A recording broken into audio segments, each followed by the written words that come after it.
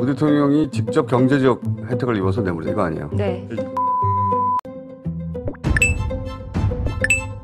조중동의 오늘자 사설입니다. 특히 중앙과 동아의 보도 논조는 제 예상을 벗어나 저조차 놀랐습니다. 그런데 두창이가 공수처에 격노한 이 피의사실 공표, 현재 전주지검이 후한무치하게 조선일보에만 단독을 흘리죠. 이 사건은 용산이 직접 핸들링하고 있다는 생각을 지울 수 없는 가운데 오늘 SNS와 커뮤니티에서 화제가 된 분석 보시고 이어가 보겠습니다. 검찰 논리는 사위가 월급을 받았는데 그럼 문 대통령이 딸에게 생활비 보태주지 않으면 되지 않냐. 네. 고로 문 대통령이 직접 경제적 혜택을 입어서 뇌물이다 이거 아니에요? 네.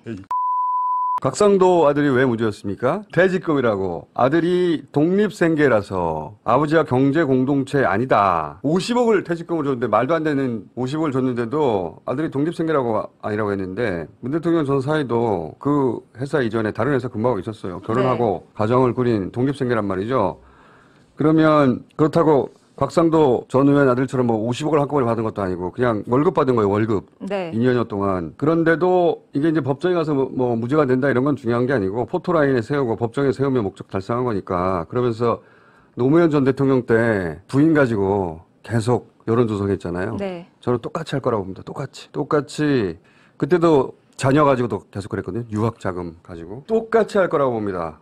그리고 문재인 전 대통령 기소할 거라고 봅니다. 그리고 저는 더 큰 타겟이 부인이라고 봐요. 딸과. 대통령을 문제 삼기 굉장히 어렵거든요. 네. 그 증언을 하는 사람도 없고 증거도 없고 그래서 부인과 딸을 가지고 마치 노무현 대통령 흔들었듯이 흔들 거라고 봐요. 똑같이 할 거라고 봐요. 그런 사람들이니까. 윤석열 이후 다시는 검찰 정권은 없을 겁니다. 윤 정권이 할 줄 아는 게 그밖에 없거든요. 지금 계속 그걸로 흔들 것이고 이 일로 인해 다시는 검찰 정권은 없을 것이다. 네, 참 나쁜 인간입니다. 윤석열이라는 인간은 남은 인생을 아주 개같이 살도록 만들어 민주주의에 교훈을 남겨야 합니다. 살아있는 권력은 털끝 하나 건드리지 못하는 검찰이 죽은 권력을 겨냥해 4년 넘도록 억지 수사를 하고 있다는 의심을 지울 수 없는 게 지금 국민들의 보편적인 민심입니다. 또한 현재 대통령 배우자가 받은 명품 가방은 뇌물이 아니고 전임 대통령의 사위가 받은 급여는 뇌물이라는 검찰의 논리는 일반 법 상식으로 받아들이기 어렵습니다. 그래도 이렇게 하는 것은 지지율 때문이겠죠. 핵심 지지층이 계속 이탈해서 두렵기 때문입니다. 그런데 두창이가 신경 쓸 부분은 이게 끝이 아닙니다. 여야 대표회담은 그 의미로도 매우 상징적인 사건이고 두창이에게는 큰 악재입니다. 어제 이재명 대표의 이 시선이 화제였는데 한동훈이 까치발을 들지 못한 게 이렇게 시작부터 감시하니까 네티즌들도 왜 안 하나 했다 말하며 화제였습니다. 또한 이재명 대표께서 정책 주장도 하고 은근슬쩍 공격도 했다가 공감도 표시하고 칭찬도 하고 우쭈쭈 해주니 동훈이 표정이 싱글벙글했는데 이걸 보고 느낀 것은 한동훈이 상당히 우습게 되었다는 게 중요합니다.